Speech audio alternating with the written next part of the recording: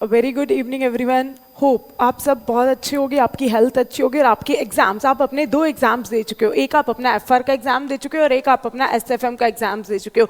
Hope आपके ये exams बहुत अच्छे गए होंगे। अब आप अपने 3rd एग्जाम देने वाले हो, दैट इज ऑन 9th जुलाई। आप 9th जुलाई को अपना एग्जाम देने वाले हो। देखो ये क्लास का मेरे माइंड में क्यों आया, एक तो बच्चों के क्वेश्चन आ रहे थे, काफ़ी कंफ्यूज थे, मैम हम भूल रहे हैं, हम पहले क्या करें फिर क्या करें। तो बच्चे काफ़ी प्रॉब्लम फेस कर रहे थे कि मैम ये जो हमारा 1.5 days हैं बिफोर एग्जाम, इसमें हम कैसे प्रिपेयर करें। और मुझे याद है जब मैंने एग्जाम दिए थे, मैंने एक बहुत बड़ी प्रॉब्लम फेस की थी, उसका सॉल्यूशन बताने के लिए मैं आपको ये बता रही हूँ। क्या हुआ था, जब मेरा 3rd एग्जाम था, ध्यान से सुना, जब मेरा 3rd एग्जाम था एट माई टाइम, तो क्या हुआ था, मैंने अपने इनफ स्लीप कंप्लीट नहीं की थी। तो क्या हुआ था, जब मैं एग्जाम की प्रिपरेशन कर रही थी, तो मेरा माइंड वर्क करना मेरे माइंड ने वर्क करना बंद कर दिया था, क्योंकि मैंने जो स्लीप ली थी वो इनफ नहीं ली थी, तो माइंड ने वर्क करना बंद कर दिया था। तो इनफ स्लीप इज मस्ट, ध्यान से सुन लो, इनफ स्लीप इज मस्ट। आपकी नींद इनफ होनी चाहिए। देखो एक बहुत फेमस है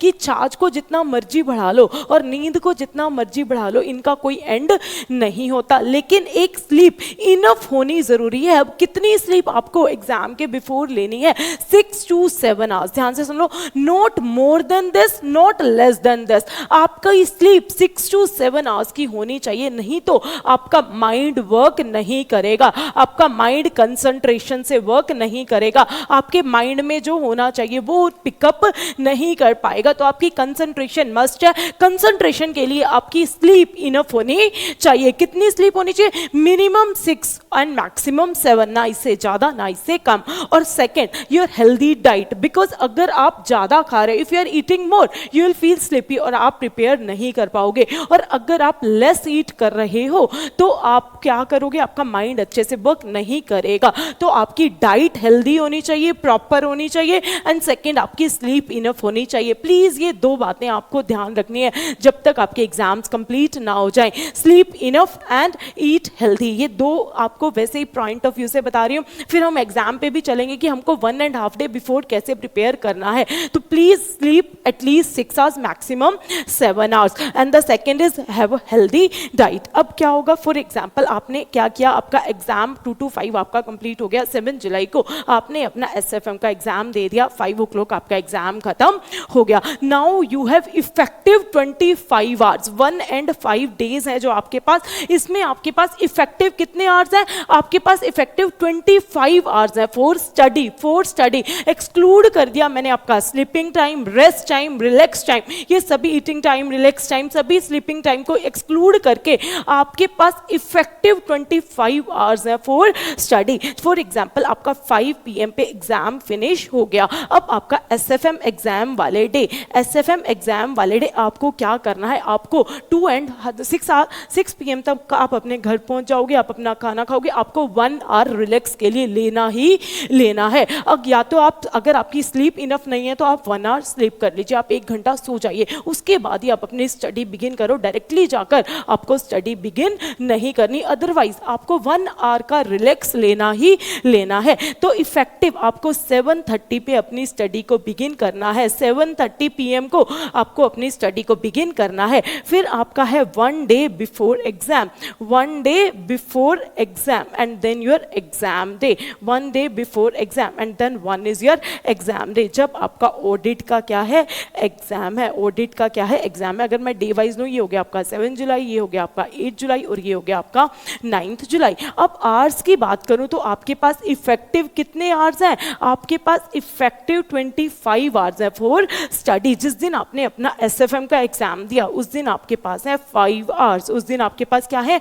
5 आवर्स हैं। और 1 day बिफोर एग्जाम आपके पास स्टडी के कितने आवर्स हैं, 15 आवर्स हैं। आपके पास स्टडी के कितने आवर्स हैं, 15 आवर्स हैं, क्योंकि 9 आवर्स में 6 to 7 आवर्स तो आप स्लीप करोगे और 2 आवर्स का आपको ईटिंग और रेस्टिंग टाइम चाहिए। और एग्जाम डे पे भी आपके पास कितने आवर्स हैं? 5 आवर्स हैं। तो अप्रॉक्स आपके पास क्या है? 25 आवर्स हैं फॉर स्टडी। अब आपको कैसे पढ़ना है, कितना पढ़ना है, क्या करना है? देखो, सबसे पहले लाइन टू लाइन आपको स्टडी नहीं करना, क्योंकि आप पहले कर चुके हो। ये आपका ओवरव्यू टाइम है, मिनिमम आपकी 2 रिवीजन्स कंप्लीट हो चुकी हैं। ये आपका ओवरव्यू टाइम है, दोबारा से ये आपका ओवरव्यू टाइम है। लाइन टू लाइन रीड नहीं करना। अगर आप लाइन टू लाइन रीड करोगे, आप क्या करोगे? आप अपने सिलेबस को रिवाइज नहीं कर पाओगे, तो आपको टेंशन हो जाएगी। एक बच्चों को टेंशन होती है कि हम भूल रहे हैं, भूल रहे हैं, भूल रहे हैं। ऐसा आपके माइंड में है कि हम भूल रहे हैं, बट एक्चुअल में आप नहीं भूल रहे। अगर आपने 2 रिवीजन्स की हुई हैं तो आप इजीली आप अपने एग्जाम्स को बहुत अच्छे से दे पाओगे। जब आप अपना एसएफएम का आपने एग्जाम दे लिया तो आप 7:30 पे अपनी स्टडी बिगिन करोगे।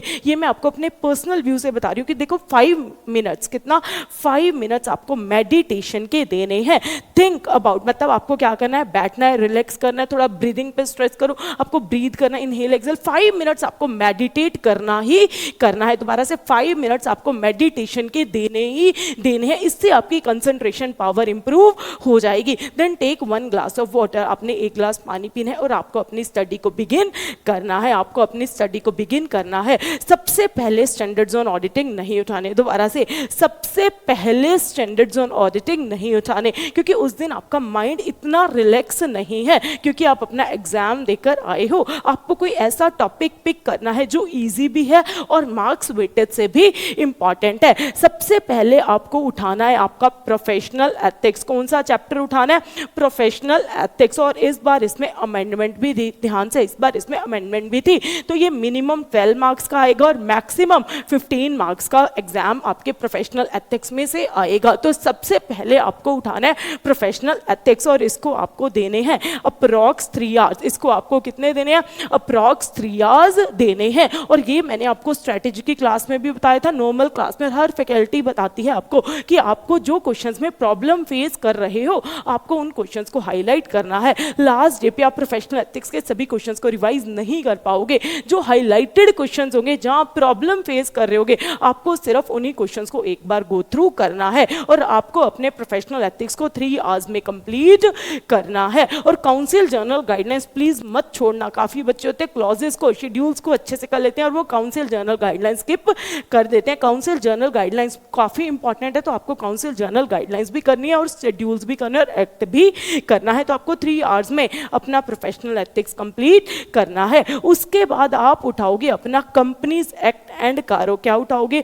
कंपनीज एक्ट एंड कारो। और ये बच्चों का काफी स्ट्रॉन्ग होता है, इस पे आपको ज्यादा टाइम नहीं लगेगा। इस पे आपको मैक्सिमम 2 आवर्स से लेकर 2 आवर हाफ, मतलब 2 आवर 30 मिनट्स तक लगेंगे, 2.5 घंटे लगेंगे। तो आपका 5 आवर्स और 5 आवर्स 30 मिनट्स में ये दोनों टॉपिक कंप्लीट हो जाने चाहिए। इसमें से आपका मिनिमम 20 मार्क्स का पेपर आएगा। तो जिस दिन आपने एसएफएम का एग्जाम दिया है, उस दिन आपको 5 आवर्स में आपका प्रोफेशनल एथिक्स और कंपनीज एक्ट और कारो करना है, कंपनीज एक्ट और कारो करना है। और अगेन प्लीज आपको इनफ 6 to 7 आवर्स की स्लीपिंग लेनी ही लेनी है, बिकॉज आपका माइंड कंसंट्रेशन से वर्क नहीं करेगा जब तक आपकी स्लीप इनफ नहीं है। चलो, आपने अपना स्लीपिंग कर लिया। उसके बाद आप जैसे ही वेकअप होगे, 5 मिनट्स अगेन मेडिटेशन, दोबारा से 5 मिनट्स अगेन आपको मेडिटेट करना है। उसके बाद आपको एसेज बिगिन नहीं करने, क्योंकि एसे में अप्रॉक्स आपके 7 आवर्स लग जाते हैं। तो अगर आप एसेज किए जा रहे हो तो आपके माइंड में ये चलता रहेगा कि हमारे चैप्टर्स नहीं हो रहे, हमारे चैप्टर्स नहीं हो रहे, हमारा सिलेबस बहुत पेंडिंग है। तो सबसे पहले आपको 3 स्लॉट्स बनाने हैं। फर्स्ट डे में कितने स्लॉट्स बनाने हैं? आपको 4 स्लॉट्स बनाने हैं। फर्स्ट स्लॉट में हम चैप्टर्स करेंगे, दोबारा से फर्स्ट स्लॉट में हम क्या करेंगे? चैप्टर्स करेंगे। फर्स्ट स्लॉट में हम क्या करेंगे? चैप्टर्स करेंगे। ध्यान से सुनना, क्या सीक्वेंस होना चाहिए आपके चैप्टर्स का, क्या सीक्वेंस होना चाहिए। सबसे पहले आप चैप्टर लोगे ऑटोमेटेड इन्वायरमेंट। कौन सा चैप्टर्स लोगे? Automated environment. सबसे पहले आप कौन सा चैप्टर लोगे? Automated environment. कौन सा चैप्टर लोगे? ऑटोमेटेड इन्वायरमेंट, जिसमें से 4 मार्क्स का क्वेश्चन आएगा ही आएगा, न्यू सिलेबस वाले। लेकिन जो ओल्ड वाले हैं उनको ऑटोमेटेड इन्वायरमेंट नहीं करना। फिर आप अपना चैप्टर उठाओगे पीयर रिव्यू। कौन सा चैप्टर उठाओगे? Peer review. कौन सा चैप्टर उठाओगे? पीयर रिव्यू, कौन सा चैप्टर उठाओगे, पीयर रिव्यू। उसके बाद आपको अपना चैप्टर उठाना है audit committee and corporate governance. कौन सा चैप्टर उठाना है, audit committee and corporate governance. कौन सा चैप्टर उठाना है, audit committee and corporate governance. और फिर आपको अपना चैप्टर उठाना है, फिर आपको अपना चैप्टर उठाना है CFS। कौन सा चैप्टर उठाना है, CFS। और ये आपके चैप्टर्स 4 आवर्स में खत्म हो जाएंगे। ये आपके ये वाला स्लॉट आपका 4 आवर्स में खत्म हो जाएगा, ये वाले चैप्टर्स आपके 4 आवर्स में खत्म हो जाएंगे। और इसमें से अप्रॉक्स आपका 12 to 15 मार्क्स का पेपर आएगा, इसमें से अप्रॉक्स आपका 12 मार्क्स का पेपर आएगा, इसमें से अप्रॉक्स आपका 12 मार्क्स का पेपर आपको मिल जाएगा। तो ये आपकी प्रिपरेशन हो गई 32 मार्क्स की, अप्रॉक्स 32-35 मार्क्स के लिए आप प्रिपेयर हो चुके हो। फिर आपको 30 to 40 मिनट्स का ब्रेक लेना है, फिर आपको 30 to 40 मिनट्स का ब्रेक लेना है। आप रिलैक्स हो गए, इस टाइम में आपको क्या करना है, अपना खाना लेना है, अपना रिलैक्स होना है। तो आपको 30 to 40 मिनट्स का break, it is also very important, because अगर आप ब्रेक नहीं लोगे, आप रेगुलरली पढ़ते जाओगे तो कंसंट्रेशन क्या होती है, डाउन होती जाती है। तो जब रिलैक्स लेने के बाद आप पढ़ोगे तो आपकी कंसंट्रेशन लेवल ज्यादा होगा। तो आपको 30 मिनट्स का ब्रेक लेना मस्ट है, आपको 30 मिनट्स का ब्रेक लेना मस्ट है। ब्रेक के बाद आपको अपने स्टैंडर्ड से बिगिन करना है, ब्रेक के बाद आपको अपने स्टैंडर्ड से बिगिन करना है। इसमें आप सबसे पहले करोगे SS 700 की सीरीज, सबसे पहले कौन सी सीरीज करोगे, SS 700 की सीरीज करोगे। फिर आपको करनी है SS 600 की सीरीज, फिर आपको कौन सी सीरीज करनी है, SS 600 की सीरीज करनी है। फिर आपको SS 700 की सीरीज करनी है, फिर आपको SS 700 की सीरीज करनी है, फिर आपको SS 400 की सीरीज करनी है। और ये एसेज आपके 4 आवर्स में खत्म हो जाने चाहिए। 700 की सीरीज से लेकर 400 तक की सीरीज के एसेज आपके 4 आवर्स में खत्म हो जाने चाहिए, 4 आवर्स में खत्म हो जाने चाहिए। और उसके बाद अगेन आपको 1 आवर का ब्रेक लेना है। कितने आवर का ब्रेक लेना है, 1 आवर का ब्रेक लेना है, 50 to 60 मिनट्स का ब्रेक लेना है। आप हाफ एन आवर स्लीप भी कर सकते हो, आप आधा घंटा सो जाइए, आधा घंटा अपना खाना ले लीजिए। मतलब आपको 50 to 60 मिनट्स का क्या लेना है, रिलैक्स लेना है। क्योंकि एसेस करके आपको ऐसे लगेगा कि अभी हम थोड़े बोर हो रहे हैं, तो बोर से हटने के लिए आपको कुछ ऐसा दिखना है जिससे आप एंटरटेन हो, आप राउंड ले लो। तो आपको क्या करना है, खुद को रिलैक्स करना है। आप आधा घंटा सो भी सकते हो, तो एज यू फील, जैसे आपको लगे कि जैसे आप, क्योंकि हर स्टूडेंट के रिलैक्सेशन का वे अलग होता है, जिससे आप रिलैक्स हो सको, तो आपको 1 आवर का रिलैक्स लेना है। उसके बाद आपको करनी है essay 200 की सीरीज। कौन सी सीरीज करनी है, essay 200 की सीरीज करनी है। फिर आपको essay 300 की सीरीज करनी है। और जब आप अपने essay 300 की सीरीज करोगे तो इसके साथ आपको चैप्टर 2 प्लस चैप्टर 3, दोबारा से चैप्टर 2 प्लस चैप्टर 3। आपका चैप्टर 2 किस पे है, audit planning strategy and execution. किस पे है, audit planning strategy and execution. और चैप्टर 3 आपका किस पे है, risk assessment and internal control. किस पे है, risk assessment and internal control. In chapter 2 और चैप्टर 3 में सिर्फ और सिर्फ आपको क्या करने हैं, क्वेश्चंस करने हैं। दोबारा से सिर्फ और सिर्फ आपको एग्जाम से बिफोर 1 डे सिर्फ क्या करने हैं, क्वेश्चंस करने हैं। इस टाइम सिर्फ आपको क्या करना है,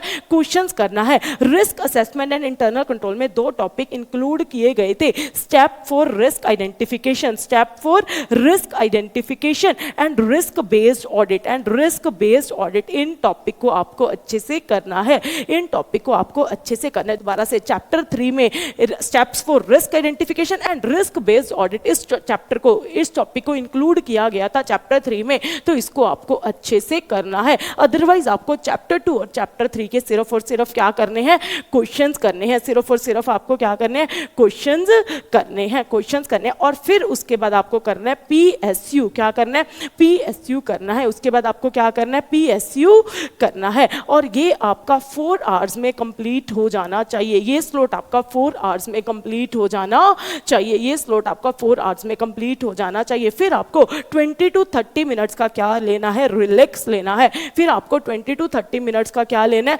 रिलैक्स लेना है। क्योंकि अब हम अपने लास्ट स्लॉट पे आएंगे। अगर आप देखो, मैंने पूरा आवर्स को ध्यान में रख के बनाया है। 4 आवर्स आपके यहाँ कंप्लीट हो गए, फिर 4 आवर आपके यहाँ कंप्लीट हो गए, 4 आवर आपके यहाँ कंप्लीट हो गए, 12 आवर्स हो गए। और उसके बाद 1-2 आवर्स का मैंने आपको क्या दे दिया, रिलैक्स दे दिया। अब आपके हो गए 14 आवर्स। अब हम एक और स्लॉट करेंगे, दैट इज ऑफ 4 आवर्स। और उसके बाद आपको 6 आवर्स की स्लीप लेनी है और आपके 24 आवर्स कंप्लीट हो जाएंगे। After half an hour break अब हम अपने आज के लास्ट स्लॉट पे चल रहे हैं, मतलब 1 डे बिफोर एग्जाम के लास्ट स्लॉट पे चल रहे हैं। अब आपको उठाना है बैंक ऑडिट। क्या उठाना है?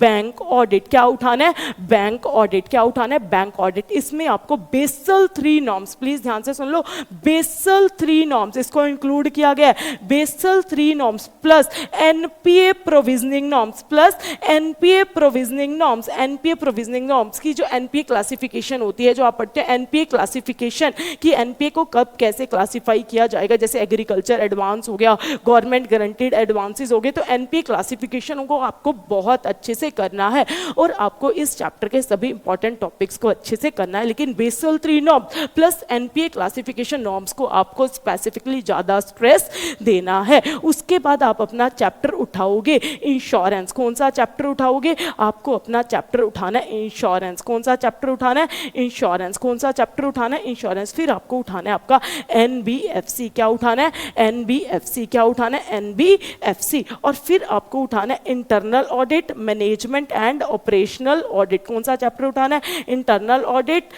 Management and operational audit. और इंटरनल ऑडिट में इस बार काफ़ी अमेंडमेंट्स थी, तो इंटरनल ऑडिट चैप्टर को तो आपको कंप्लीट करना है। इंटरनल ऑडिट चैप्टर को तो आपको क्या करना है? कंप्लीट करना है। लेकिन मैनेजमेंट एंड ऑपरेशनल ऑडिट में, मैनेजमेंट एंड ऑपरेशनल ऑडिट में आपको सिर्फ और सिर्फ क्या करने हैं? क्वेश्चन आंसर्स करने हैं। मैनेजमेंट एंड ऑपरेशनल ऑडिट में आपको सिर्फ और सिर्फ क्वेश्चन आंसर्स करने हैं। और आपका ये स्लॉट 4 आवर्स में कंप्लीट हो जाना चाहिए। आपका ये स्लॉट 4 आवर्स में कंप्लीट हो जाना चाहिए। और आपका यहाँ तक 1 डे बिफोर एग्जाम्स ये चैप्टर्स हो जाने चाहिए। अब नेक्स्ट डे आपको कैसे बिगिन करना है? At the time of exam day. Exam day में आपको फिस्कल, ध्यान से सुनना, fiscal, due diligence, investigation, forensic audit, audit of dividend, liabilities of auditor, जो भी आपके रिमेनिंग चैप्टर्स हैं, इसके सिर्फ और सिर्फ आपको क्वेश्चन आंसर्स करने हैं। इसके सिर्फ और सिर्फ आपको क्वेश्चन आंसर्स करने हैं। इसके सिर्फ और सिर्फ आपको क्वेश्चन आंसर्स करने हैं। और आपको 3 to 4 आवर्स, 3 to 4 आवर्स इस पर लगाने हैं। आपको 3 to 4 आवर्स इस पर लगाने हैं। आपको 3 to 4 आवर्स फिस्कल, फिस्कल हो गया आपका, due diligence, investigation, forensic audit, dividend, liabilities of auditor. 3 to 4 hours आपको सिर्फ और सिर्फ इन चैप्टर्स के क्या करने हैं? क्वेश्चन आंसर्स करने हैं। इस चैप्टर के सिर्फ और सिर्फ क्या करने हैं? क्वेश्चन आंसर्स करने हैं। फिर आपको 1 आवर क्या करना है? 1 आवर में आपको सभी पीई के क्लॉजेस को रीड करना है। ऐसे नंबर और ऐसे नेम, ऐसे नंबर एंड ऐसे नेम, और जो भी अमेंडमेंट्स है आपको 1 आवर और 1 आवर 30 मिनट्स इसको रिवाइज करना है। और 12 आवर्स आपको 12 o'clock तक आपको अपनी स्टडीज को कंप्लीट कर देना है। आपको कंप्लीट कर देना। अगर कुछ रह गया, लेकिन 12 आवर के बाद आपको 2 आवर्स रिलैक्सेशन चाहिए। आपका माइंड रिलैक्स होना चाहिए। प्लीज स्टूडेंट्स, ये बहुत प्रॉब्लम फेस करते हैं कि हम भूल रहे हैं, हम भूल रहे हैं। आप कुछ भी नहीं भूल रहे। You can do it. आपके माइंड में होना चाहिए आई can do it and I will do it, I knew everything. आपके माइंड में ये होना चाहिए। अगर माइंड में बार बार ये आ रहा है कि हम भूल रहे हैं, हम भूल रहे हैं, ऐसा कुछ भी नहीं है। अगर आपने एग्जाम से पहले इस सारे सिलेबस को 2 टाइम्स कर रखा है तो आप कुछ भी नहीं बोल रहे। ये आपका माइंड आपको नेगेटिव थिंकिंग दे रहा है, लेकिन आपको इसको पॉजिटिव की तरफ लेकर चलना है। और आपको क्या बोलना है? आई can do it and I will do it, I knew everything. तो आपके माइंड में ये होना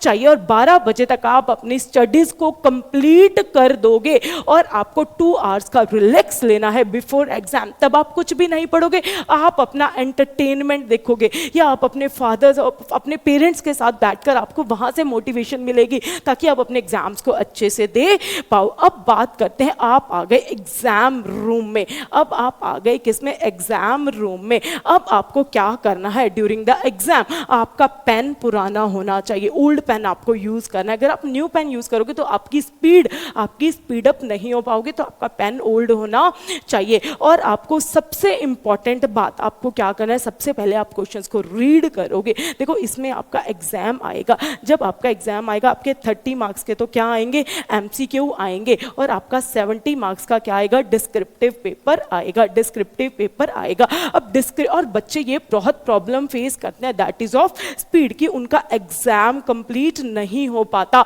उनका एग्जाम रह जाता है और वो काफ़ी डीमोटिवेटेड होते हैं कि हमारा एग्जाम छूट गया। तो पहले ही स्ट्रेटेजी बनाकर चलो। अब ध्यान से सुनो, आपके पास 180 आवर्स, आपके पास 180 मिनट्स हैं, मतलब आपके 3 आवर्स में आपके पास कितने मिनट्स हैं? 180 मिनट्स हैं, जिसमें आपको 30 मार्क्स के एमसीक्यू भी सॉल्व करने और 70 मार्क्स का डिस्क्रिप्टिव पेपर भी करना है। तो आपको 45 मिनट्स सबसे पहले एमसीक्यू के डिडक्ट करने हैं। तो आपके पास एमसीक्यू करने के लिए कितने मिनट्स हैं? 45 मिनट्स हैं, और डिस्क्रिप्टिव करने के लिए आपके पास 135 मिनट्स हैं। तब आपके 180 मिनट्स कंप्लीट हो गए। अगर मैं बात करूं डिस्क्रिप्टिव की, डिस्क्रिप्टिव में आपके पास 6 क्वेश्चन आते हैं, जिसमें से फर्स्ट क्वेश्चन क्या होता है? कंपल्सरी होता है, और आपको उन 5 में से 4 क्वेश्चंस करने होते हैं। तो सबसे पहले आपको क्वेश्चंस को एनालाइज करना है, and the question which you new best, जो क्वेश्चन आपको अच्छे से आता है आपको सबसे पहले वो अटेम्प्ट करना है।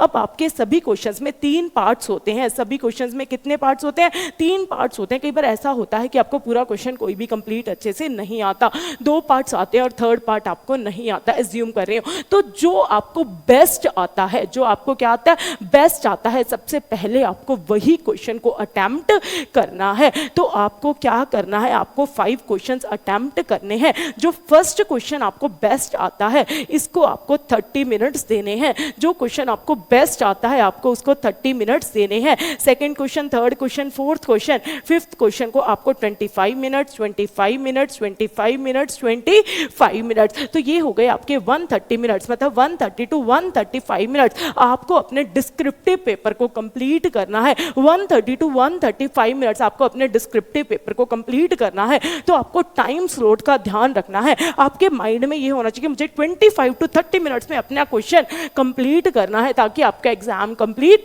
हो सके, ताकि आपका एग्जाम कंप्लीट हो सके। तो आपको 135 मिनट्स में अपना डिस्क्रिप्टिव पेपर कंप्लीट करना है, और आपको 45 मिनट्स एमसीक्यू के लिए रिजर्व रखने हैं, और आपको फिर एमसीक्यू करने हैं। आपको 45 मिनट्स एमसीक्यू के लिए रिजर्व रखने हैं, और आपका डिस्क्रिप्टिव पेपर 135 मिनट्स में कंप्लीट हो जाना चाहिए। आपका डिस्क्रिप्टिव पेपर 135 मिनट्स में कंप्लीट हो जाना चाहिए। और मैं आपको हाथ जोड़ के रिक्वेस्ट कर रही हूं, जब आप अपना एसएफएम का पेपर देकर आओ, या फिर जब भी आप अपना ऑडिट का पेपर कंप्लीट कर आओ, नेक्स्ट पेपर के लिए प्रिपेयर कर रहे हो, नेक्स्ट पेपर के लिए प्रिपेयर कर रहे हो, don't discuss about the previous exam. Please don't discuss about the previous exam, don't discuss about the previous exam. अगर पेपर बहुत अच्छा हुआ, well and good, go for the next exam. If the paper was not good, आपको लग रहा है paper good नहीं हो, but I think so paper अच्छा होगा, तो अगर आपका पेपर अच्छा नहीं हुआ तो आप अपने नेक्स्ट पेपर को स्पॉइल मत करो। तो don't discuss about the previous exam, आपको प्रीवियस एग्जाम को डिस्कस नहीं करना।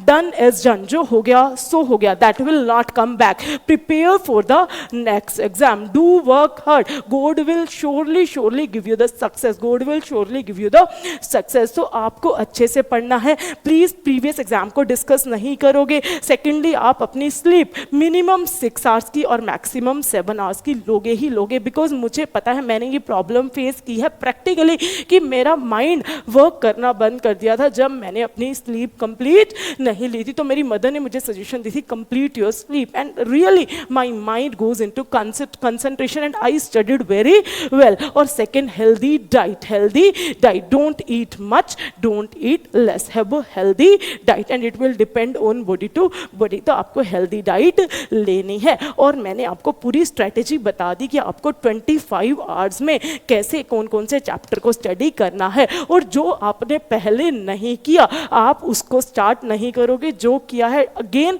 Do it very best. Overview लो, लाइन टू लाइन रीड मत करो, लाइन टू लाइन रीड करोगे तो आप अच्छे से सारे सिलेबस को रिवाइज नहीं कर पाओगे within 25 hours. And don't take tension, आपको सब आता है, and think in the mind I can do it, be positive, all the very very very best for the exam. Have good wishes from memory crafter, hope you all will get CA very soon. All the very best. Thank you very much.